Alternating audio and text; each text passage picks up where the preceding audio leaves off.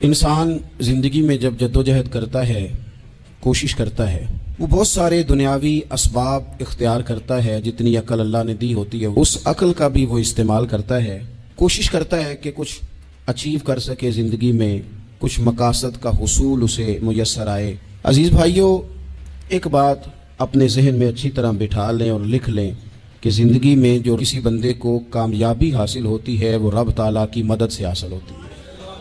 اگر رب تعالیٰ مددگار ہو تو پھر کوئی چیز بھی رستے میں رکاوٹ نہیں بنتی، اور اگر مالک کریم کو منظور نہ ہو تو انسان بہترین سیاستدان ہو، اچھا ایڈمنسٹریٹر ہو، اس کا ذہن بڑی وسعت رکھتا ہو، بڑی اچھی پلاننگ کرنا جانتا ہو، سارا کچھ ہو، تو بندہ ناکام ہو جاتا ہے. مسلمانوں کو جتنی کامیابیاں ملی ان کا پس منظر صرف اتنا تھا کہ اللہ تبارک و تعالیٰ نے اپنے بندوں کی مدد فرمائی. اور اب تعالیٰ نے قرآن مجید میں اس حقیقت کا بیان کیا، فرمایا بل اللہ مولاکم، فرمایا بلکہ اللہ تمہارا مولا ہے، وَهُوَ خَيْرُ النَّاصِرِينَ، اور وہ بہترین مددگار ہے. وہ جو رب تمہارا مولا ہے وہ بہترین مددگار ہے. اور اگر وہ مدد کرے تمہاری، سورہ آل عمران میں آگے جا کے ارشاد فرمایا اگر اللہ مدد کرے تو پھر تم پر کوئی غالب نہیں آ سکتا، اور اگر وہ تمہاری مدد چھوڑ دے تو پھر کوئی تمہاری مدد کر سکتا، کوئی مدد نہیں کر سکتا. بدر کی جنگ بھی اور فتح مکہ بھی رمضان المبارک میں ہوا ہے. میں دونوں پر غور کر رہا تھا تو ایک نیا مضمون میرے ذہن میں آنے لگا. بدر کی جو جنگ ہے اس میں بھی ایک عجیب انقلاب آیا ہے کہ 313 نے 1000 سے مقابلہ کیا، اور جن 1000 سے مقابلہ کیا وہ اسلحے سے لیس تھے، اور یہ جو 313 ہیں ان کے پاس 6 زرہیں، 8 تلواریں، چند گھوڑے. لیکن اللہ نے کامیابی دی تو خود رب نے بیان کیا کس طرح دی. فرمایا وَلَقَدْ نَصَرَكُمُ اللَّهُ بِبَدْرٍ وَأَنْتُمْ أَذِلَّةٌ. وہ کامیابی اس طرح ملی ہے کہ رب نے تمہاری مدد کی تھی، تم تو کمزور تھے، اللہ نے بدر میں تمہاری مدد کی، تم جیت گئے. وَلَقَدْ نَصَرَكُمُ اللَّهُ بِبَدْرٍ وَأَنْتُمْ أَذِلَّةٌ. اللہ نے بدر میں تمہاری مدد کی، تم تو کمزور تھے. پھر فتح مکہ نصیب ہوئی تو اس میں بھی بہترین منصوبہ بندی نبی پاک علیہ السلام نے فرمائی، بہترین حکمت عملی حضور نے اپنائی. لیکن ہمیں جو اللہ رسول نے بات سمجھائی وہ کیا ہے؟ اذا جاء نصر اللہ والفتح، فرمایا جب اللہ کی مدد آئی اور فتح نصیب ہو گئی. یہ اللہ نے مدد فرمائی تمہاری، یہاں بھی فتح مکہ بھی اللہ کی مدد سے، جنگ بدر بھی اللہ کی مدد سے. وہ جو مدد ہے اللہ تعالیٰ کی، جب وہ ہم یہ کرتے ہیں کہ ہم اپنی ساری زندگی سیاست کی نظر کرتے ہیں. ہماری سیاست صرف ملک میں نہیں ہوتی، ہماری سیاست خاندان میں بھی ہوتی ہے، ہم گھر کے اندر بھی سیاست کرتے ہیں. ہم کسی خاص طریقے سے لوگوں کو اپنے پیچھے چلانا چاہتے ہیں، ہم ایک خاص اسلوب اختیار کرتے ہیں کہ لوگ ہمارے پیچھے چلیں. اس کا نقصان ہمیں یہ ہوتا ہے کہ سیاست جو ہوتی ہے یہ شطرنج کے ہیر پھیر کی طرح ہوتی ہے. تو اس کے راز بڑی جلدی کھلنے لگ جاتے ہیں، پتہ چل جاتا ہے کہ بندہ مخلص نہیں تھا، سیاست کر رہا تھا، طریقے سلیقے سے اس نے جوڑ کے رکھا ہوا تھا. ہم ہر جگہ سیاست کے بل بوتے پر چیزوں کو لے کے چلنا چاہتے ہیں، سیاستیں ناکام ہو جاتی ہیں، سیانے لوگ فیل ہو جاتے ہیں. بچتا صرف وہی ہے جس کے پیچھے رب تعالیٰ کی مدد شامل حال ہوتی ہے. اپنی زندگی کے اندر ہم جو کچھ بھی کر رہے ہیں، جس شعبے سے بھی ہمارا تعلق ہے، آج ہم نے اس بات پہ غور کرنا ہے کہ پہلے تو یہ غور کر لیں کہ جو کام ہم کر رہے ہیں کیا وہ کام ایسا ہے کہ اس میں اللہ کی مدد ہمیں ملے گی. اگر آپ کوئی معاذ اللہ ناجائز کام کر رہے ہیں، فعل حرام کا ارتکاب کر رہے ہیں، تو اس میں تو مدد الہی آئے گی نہیں. پہلے تو یہ دیکھیں جو کر رہے ہیں وہ کام مدد الہی والا ہے، اور اگر اللہ تعالیٰ کی مدد والا وہ کام ہے پھر اس پر غور کریں کہ کیا ہم نے مالک سے مدد کا سوال کیا ہے، ہمیں مدد میسر آ رہی ہے. وہ میں نے بزرگوں سے ایک بات سنی تھی، وہ بڑی یاد رہ گئی. وہ فرمایا کرتے تھے قابلیت بھی بڑی چیز ہے لیکن قبولیت سب سے بڑی چیز ہے. قابل ہونا بھی بڑی بات ہے لیکن زیادہ بڑی بات یہ ہے کہ اس کی بارگاہ میں قبول بھی ہے کہ نہیں. اپنی زندگی میں اللہ کی مدد کی طرف بڑھیں، مالک کی مدد کا حصول اختیار کرنے کی کوشش کریں، اللہ کے ساتھ اپنے آپ کو جوڑیں. اگر اللہ کی مدد نصیب ہو، یہ جو ہم جتنا ڈرتے رہتے ہیں، سہمے رہتے ہیں، پریشان رہتے ہیں کوئی کیا کر دے گا، ہمارے ہاں نا ہر شعبے میں معاذ اللہ ایک مافیا ہے، الا ماشاءاللہ. وہ مافیا کہتا ہے میرے ساتھ ملو گے تو میں چلنے دوں گا ورنہ میں نہیں چلنے دوں گا، مارکیٹ میں آ ہی نہیں سکتا فلانا بندہ کیونکہ یہاں ہمارا قبضہ ہے. اور میرے بھائی پھر بہت سارے لوگ جن کی نیتیں اور ارادے بڑے اچھے ہوتے ہیں شروع میں، وہ بھی اس مافیا کا شکار ہو جاتے ہیں اور ان کے رنگ میں رنگ جاتے ہیں. یاد رکھنا کسی شخص کی بلیک میلنگ کا کبھی شکار نہ ہونا، کبھی کسی کی میٹھی اور مسجع مکفہ باتوں کا شکار نہ ہونا. کوئی کیا کر سکتا ہے اگر اللہ مددگار ہو تو؟ جس کو رب کریم اٹھانا چاہے اسے کوئی گرا سکتا ہے؟ ہم یہ ڈرے ڈرے سہمے پریشان فیصلہ کرنے کی طاقت نہیں، مجھے چلنا چاہیے کہ نہیں، اٹھنا چاہیے کہ نہیں، کرنا چاہیے، اٹھ باندھ کمر کیوں ڈرتا ہے؟ پھر دیکھو خدا کیا کرتا ہے۔ حضرت عبداللہ ابن عباس فرماتے ہیں میرے نبی پاک علیہ السلام نے میری تربیت فرمائی، حضور نے میری تربیت فرمائی، اور محبوب پاک علیہ السلام نے فرمایا عبداللہ یاد رکھنا، یہ نوجوان دوست میری بات لکھ لیں، پریشان لوگ میری بات لکھ لیں، جن کے پاس قوت فیصلہ نہیں وہ اس بات کو لکھ لیں۔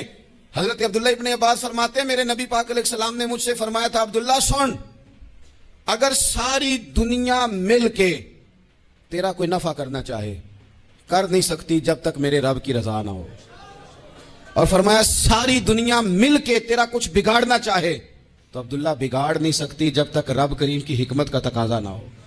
لوگوں سے ڈرنا، لوگوں کی طرف دیکھنا، ماحول دیکھ کے اپنے راہ کا تعین کرنا، ہر بندے کے خیالات کے مطابق ڈھلنے کی کوشش کرنا، فلانا نہ ناراض ہو جائے، فلانا نہ ناراض ہو جائے، وہ جس نے ہونا ہو جائے، بس رب رسول ناراض نہ ہو۔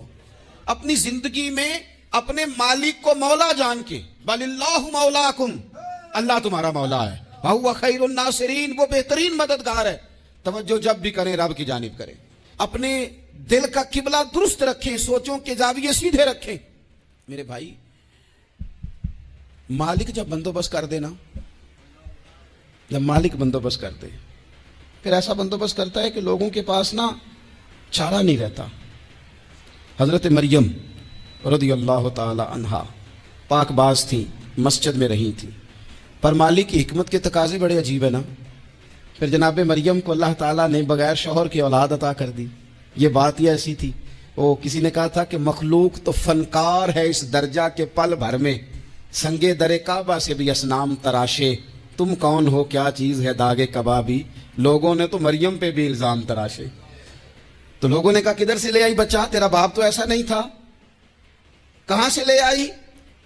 اللہ کرے میں آپ کو سمجھا سکوں، ذرا اپنے آپ کو وہاں کھڑا کریں کہ ایک پاک باز عورت، پاک باپ کی بیٹی، طیب ماں کی بیٹی، اور اللہ کے گھر میں پرورش پانے والی خاتون، ایک وہ وقت اور ایک یہ وقت کہ اس عورت کو کٹہرے میں کھڑا کر کے پوچھا جا رہا ہے کہ معاذ اللہ تیری گود میں بچہ جائز نہیں ہے، کہاں سے لائی ہے؟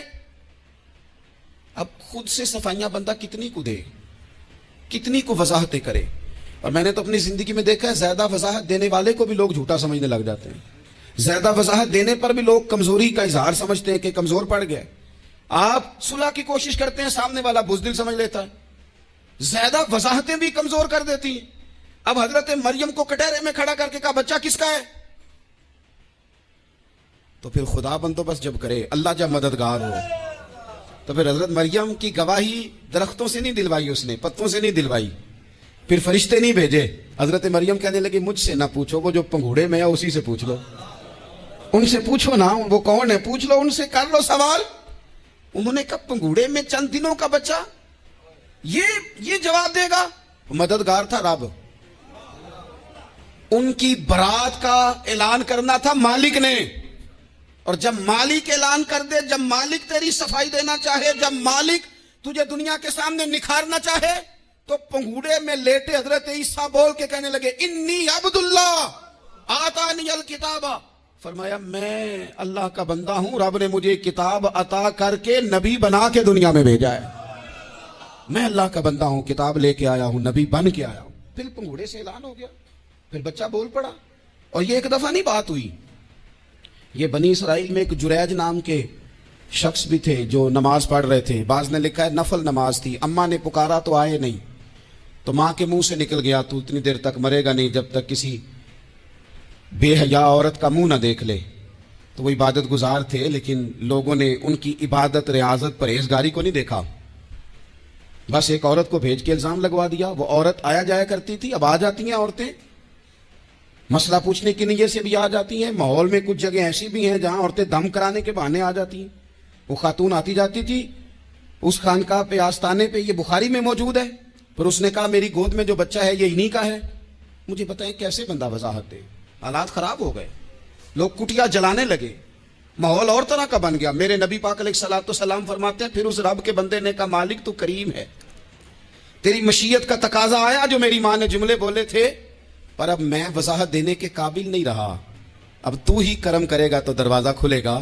تو وہ چند دنوں کا بچہ پنگھوڑے میں بول کے کہنے لگا میں اس درویش کا نہیں, میں تو فلانے چرواہے کا بچہ ہوں, وہ جو بکریاں چراتا ہے. رب کی مدد کو پکاریں, اپنے ساتھ اپنے مالک کی مدد کو شامل کریں, تھوڑے رزق پر بھی گزارا اچھا ہونے لگ جائے گا. سارے لوگ آپ کو گرانے کی تدبیریں کر رہے ہوں گے اور مالک آپ کو عزتیں عطا فرما دے گا. اس کی بارگاہ سے حکمت کا تقاضا اور ہو جائے گا.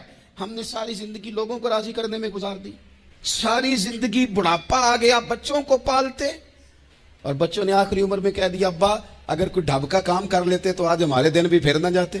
ساری زندگی گزار دی بہن بھائیوں کو راضی کرنے میں, ساری زندگی گزار دی ذمہ داریاں اٹھانے میں. ان کو 99 دفعہ دیا, ایک دفعہ نہیں دیا تو انہوں نے کہہ دیا تو نے تو کبھی دیا ہی نہیں, تو تھا ہی نہیں. ساری زندگی محلے داروں علاقے والوں کو راضی کرنے میں گزار دی. اور میں نے ایسے لوگ بھی دیکھے دین کے لیے وقت گزارا, لیکن جب بڑھاپے میں دانت کام نہ کرتے تھے تو وقت کے مفتیوں کو بھی مسجدوں کی کمیٹیوں نے کہہ دیا اب آپ کی سمجھ نہیں آتی, ہم نے خطیب کو یور رکھنا ہے, نہ دیکھو دنیا کی طرف, دنیا رلا دیتی ہے, نہ راضی کرو بندوں کو, بندے تھکا دیتے ہیں, نہ پیچھے بھاگو ہر وقت دنیا داروں کے, یہ انسان کو کمزور کر دیتے ہیں. وہ تو کریم ہی بڑا ہے, 2 آنسو زمین پر بعد میں گرتے ہیں, بندے کے گناہ سارے پہلے معاف فرما دیتا ہے. اللہ کی مدد کا حصول, اپنے مالک کی مدد کی طرف بڑھنا. آپ کو بدر کی جنگ بھی یہی درس دے گی, آپ کو احد کا میدان بھی یہی سبق دے گا, فتح مکہ بھی یہی سبق دے گا. میرے دوستو, جب رب مدد فرمائے, جب اللہ مددگار بنے. دوستوں سے ایک بات اکثر کرتا ہوں, میں کہتا ہوں کہ جتنے درد سے آپ امیر کو اپنی کہانی سناتے ہیں نا, اور جس طرح آپ کے آنسو بات کرنے سے پہلے گر جاتے ہیں کہ غریب ہیں, بچیاں ہیں, کاروبار نہیں, او میرے سنگیو, اس سے آدھے آنسو اپنے رب کی بارگاہ میں بکھیرو, اس کے حضور عرض گزار ہو جاؤ, اس سے طلب کرو. ایک وقت انسان پر زندگی میں ایسا آتا ہے کہ اسے یوں محسوس ہوتا ہے کہ میرا سایہ بھی ذرا سا پیچھے ہٹ گیا ہے. اسے یوں لگتا ہے کہ میں کسی سہارے پہ ہاتھ ڈالتا ہوں تو وہ بھاگ جاتا ہے مجھ سے. لیکن مالک کی بارگاہ ایسی عظیم بارگاہ ہے, رب رسول کے آستانے اتنے بڑے ہیں کہ آپ جب وہاں کشکولے طلب دراز کرتے ہیں تو جھولی پھیلانے میں دیر لگتی ہے, ان کو بھرنے میں تو کوئی دیر نہیں لگتی. ہم نے اپنا سوچ کا قبلہ ہی دنیا کو بنا لیا ہے. یہ جو اللہ والوں کی مدد ہے یہ تو یعنی اللہ ہی کی مدد ہے, لیکن یہ جو سیٹھوں کی طرف توجہ کرنا, نوابوں کی طرف توجہ کرنا, دنیا داروں کی طرف توجہ کرنا, اور اپنا مزاج اس طرح کا بنا لینا, یارو گردن کو جھکا دیتا ہے خیرات کا پتھر, جہاں میں مانگنے والوں کے سر کبھی اونچے نہیں ہوتے. اور اقبال کہتے ہیں غیرت ہے بڑی چیز جہاں نے تگ و دو میں, پہناتی ہے یہ فقر کو تاج سردارا. میں عرض کروں گا کہ اپنی آپ جب توجہ کا قبلہ اللہ رسول کو بنائیں گے تو رب فرماتے ہیں وَيَرْزُقْهُ مِنْ حَيْثُ لَا يَحْتَسِبُ, میں نہ تجھے وہاں سے رزق دوں گا جہاں سے کبھی تیرا گمان بھی نہیں گیا ہوگا. یہاں سے بھی مل سکتا ہے, تو نے سوچا بھی نہیں ہوگا. بخاری شریف میں حدیث ہے, حضرت جابر ابن عبداللہ فرماتے ہیں نبی پاک صلی اللہ علیہ وسلم نے 300 لوگوں کا ایک لشکر روانہ کیا کسی مہم کے لیے, کسی جہاد کے لیے. حضرت ابو عبیدہ بن جراح رضی اللہ تعالیٰ عنہ امیر لشکر تھے. فرماتے غربت اتنی زیادہ تھی, بھوک اتنی زیادہ تھی کہ ایک ایک کھجور دن میں ایک وقت کھانے کو ملتی تھی, اور کچھ دن ایسے آئے کہ اب کھجور بھی نہیں مل رہی. فرماتے اتنی زیادہ بھوک لگی مجاہدین کو 300 بندہ پتے کھا کے گزارا ہونے لگے. یہ بخاری میں موجود ہے. آپ فرماتے ہیں کہ دریا کے کنارے ہمارا پڑاؤ تھا, ٹھہراؤ تھا. جب بھوک سے نڈھال ہو گئے نا, وَيَرْزُقْهُ مِنْ حَيْثُ لَا يَحْتَسِبُ, اللہ وہاں سے روزی دیتا ہے, گمان بھی نہیں ہوتا. فرماتے ہیں ایک مچھلی اللہ تعالیٰ نے دریا کے کنارے بھیجی. فرماتے ہیں وہ تھی تو مچھلی پر پہاڑ جتنی تھی. بخاری میں لفظ ہیں, حضرت جابر ابن عبداللہ رضی اللہ تعالیٰ عنہ فرماتے ہیں 300 آدمی 18 دن تک اس مچھلی کو کھاتے رہے, مچھلی ختم ہی نہیں ہوئی. مچھلیاں نہیں, مچھلی. کہتے ہیں 18 دن 300 بندہ کھاتا رہا, مچھلی ختم ہی نہیں ہوئی. اور فرماتے ہیں کہ اس کی ہڈی نکال کے, کانٹا کہیں گے آپ اپنی زبان میں, کہتے ہیں وہ نکال کے نا تو اس کو کھڑا کیا نا جب, تو اونٹ کجاوے سمیت اس کے بیچ سے گزر جاتا تھا, 2 اس کے کانٹے جوڑے. فرماتے ہیں وہ اس کا گوشت ہم کھاتے تھے اور اس کی چربی بطور تیل کے ہم جسموں پہ ملتے تھے, بیماروں کو اس سے سکون آتا تھا, تندرستی شفا ہوتی تھی. فرماتے ہیں ہم کھایا بھی ہم نے, اور کچھ لے کے ہم مدینے بھی گئے, اور قربان جائیں نبی پاک نے بھی اس میں سے کھایا. ہم نے عرض کی حضور یہ معمہ کیا ہے, یہ ماجرا کیا ہے؟ تو محبوب نے فرمایا تمہارے پاس غذا نہیں تھی, رب نے تمہارے لیے بندوبست کیا ہے, اللہ نے تمہیں دیا ہے. مکان شروع کر لیا, ایک صاحب نے مکان بنانے لگے, آپ وہ حساب لگا رہے ہیں, کہتے ہیں میرے پاس اتنے پیسے ہیں, اتنے میں نے فلانے دوست سے کہنا ہے اس نے دے دینے, اتنے فلانے رشتہ دار سے کہنا ہے اس نے دے دینے, اتنے فلانے سے کہنا ہے اس نے دے دینے. یہ ساری کاپی بنا کے مکان شروع کر لیا. جو روز کہتا تھا نا کوئی حکم ہو جاتے دسی, سب سے پہلے اس کو کہا میاں پیسے چاہیے دین. وہ کہندا ہو کل ہی منڈا ٹوریا ہے, کہتے تو پرسوں 10 داتے لب جانے سن. میں آپ کو اپنے تجربے کی بات بتا رہا ہوں. جن لوگوں کا خیال ہوتا ہے نا کہ آپ سٹارٹ کریں فلانا کام, ہم آپ کے ساتھ ہیں, اللہ کا ہی کوئی نظام ہے, وہ بالکل بھی نہیں ساتھ ہوتے. لیکن ایسا نہیں ہے کہ کوئی ساتھ نہیں ہوتا, اللہ تعالیٰ بڑے اسباب پیدا کرتا ہے, وہاں سے دیتا ہے جہاں سے گمان بھی. ہمارا یہ ذہن بن جاتا ہے ہم ساری اپنے حساب سے چلتے, اتنے رشتہ داروں سے اتنے, وہ کون آپ کے ساتھ چلے گا, سوال ہی نہیں پیدا ہوتا. یہ سارے کام چھوڑ کے سب سے پہلے 2 رکعتیں پڑھو, اپنے رب کی بارگاہ میں, رسول کائنات کی بارگاہ میں گزارشات اور استغاثے پیش کرو, وہاں سے خیر طلب کرو. دنیا دار کیا دیں گے, کیا دے سکتے ہیں, کیا حیثیت ہوتی ہے کسی. اللہ کہتا ہے وہاں سے دوں گا. تو جو اللہ مال دے وہ لینا چاہیے کہ رشتہ داروں کا مال دیکھنا چاہیے؟ جو اللہ دے وہ لینا چاہیے کہ سیٹھوں نوابوں کی جیبیں دیکھنی چاہیے؟ جو اللہ دے وہ قبول کرنا چاہیے یا دیکھنا چاہیے کون سا آدمی کہاں پہنچ گیا؟ چھوڑو, اپنی مٹی پہ چلنے کا سلیقہ سیکھو. کسی کے سنگ مرمر پہ چلو گے تو پھسل جاؤ گے, پھسل جا. اس پر ایک اور بات عرض کر دوں, صحیح بخاری سے, مسلم سے ایک اور بات. کچھ چیزیں ایسی ہیں جن سے اللہ کی مدد آتی ہے, مدد ملتی ہے. ایک چیز ان میں سے ایسی ہے جس سے بہت مدد نازل ہوتی, وہ ہے کہ جب رب آپ کو دے نا تو پھر آپ بھی اس کے رستے میں دیں, پھر مدد آتی ہے, پھر اور آتا ہے. بخاری مسلم میں حدیث ہے, یہ زیادہ ہی توجہ طلب امر ہے, اس پر آپ غور کریں گے. حضرت ابو ہریرہ فرماتے ہیں کہ نبی پاک علیہ السلام نے فرمایا ایک شخص نے بادلوں کے اندر سے آواز سنی کہ فلاں آدمی کا کھیت اور باغ خشک ہو گیا ہے, وہاں برسو اور اس کے کھیت کو سیراب کرو. وہ بڑا حیران ہوا کہ بادل سے آواز آ رہی ہے. پھر اس نے دیکھا کہ ایک پہاڑی پر بارش ہوئی, وہ بادل وہاں برسا, پھر نالیوں سے ہوتا ہوا پانی ایک طرف چلا. تو جس نے آواز سنی تھی, حضور بیان کر رہے ہیں, وہ بھی پیچھے پیچھے چلا کہ پانی کدھر جا رہا ہے. اس نے جا کے دیکھا کہ ایک مقام پہ ایک باغ کو وہ پانی لگ رہا ہے اور ایک آدمی وہ پانی لگا رہا ہے. اس نے اس سے پوچھا تیرا نام کیا ہے؟ اس نے کہا کیوں؟ کہنے لگا بتا نا. اس نے نام بتایا تو کہنے لگا یہی تو وہ نام ہے جو میں نے بادلوں کے اندر سے سنا ہے کہ فلاں کے کھیت کو پانی دے دو. اس نے کہا یار تو کیا عمل کرتا ہے کہ اسپیشل تیرے لیے بارش برسے؟ یہ بخاری پڑھ رہا ہوں, سیاستہ سے حدیث عرض کر رہا ہوں. اس سے پوچھا تو کیا کام کرتا ہے کہ جناب اللہ تبارک و تعالیٰ کا حکم کرم آیا کہ خاص تیرے لیے پانی برسے اور تیرے کھیت کو سیراب کرے؟ تو اس نے کہا چھوٹا ذمہ دار ہوں, پر جب فصل اگتی ہے تو 3 حصے کرتا ہوں. ایک حصہ اپنے بال بچوں پہ, بہن بھائیوں پہ خرچ کرتا ہوں, ایک حصہ پورا, اور ایک حصہ دوبارہ کاشتکاری پہ لگاتا ہوں, اور تیسرا حصہ خالص میں نے مسکینوں, یتیموں اور غریبوں کے لیے رکھا ہوا ہے. وہ جو تیسرا حصہ, اللہ کرے آپ سمجھیں, وہ رب کے بندوں پہ تیسرا حصہ خرچ کرتا ہے نا, تو کریم مالک نے فرمایا جہاں سے غریب کا حصہ جاتا ہے وہ کھیت خشک نہیں رہنا چاہیے, وہ جہاں سے مسکین روٹی کھاتے ہیں وہ خشک نہ رہے, جہاں سے یتیموں کو کچھ آتا ہے کہیں اس کی فصل رہ نہ جائے. میں اور آپ بھی اگر اپنے مال میں مسکینوں, یتیموں, غریبوں کے حصے رکھ لیں گے تو فصلیں خشک نہیں رہیں گی, ان کے اندر تازگی آئے گی, نور آئے گا, کرم آئے, خاص کر خدا کی رحمت برسے گی. مدد اللہ سے چاہیں, اپنی توجہات کا مرکز رب رسول کی ذات کو بنائیں, پھر آپ محسوس کریں گے کہ بڑی جلدی اللہ تعالیٰ کی مدد آنے لگی ہے. کبھی آپ صرف کہہ دینا میرا رب میرے ساتھ ہے, اس لفظ میں اتنی طاقت ہے کہ دشمن ویسے زیر ہو جاتا ہے. زندگی میں کسی سے بھی لڑائی ہو اچھی طرح سوچ لیں کہ اللہ اس طرف ہے یا اس طرف ہے. اگر آپ زیادتی پہ ہیں تو پھر رب مظلوم کی جانب ہے. اگر اللہ کی مدد آپ کے ساتھ ہے تو دنیا کی کوئی طاقت آپ کو گرا نہیں سکتی. اور اگر آپ مظلوم کے مقابلے میں ظالم بن کے آپ کھڑے ہو گئے ہیں اور آپ نے رویہ وہ اختیار کیا ہے کہ جس میں مدد نہیں آئے گی, تو پھر یاد رکھ لیں کہ آپ کوئی بھی ہیں, کہاں بھی ہیں, آپ کمزور ہیں.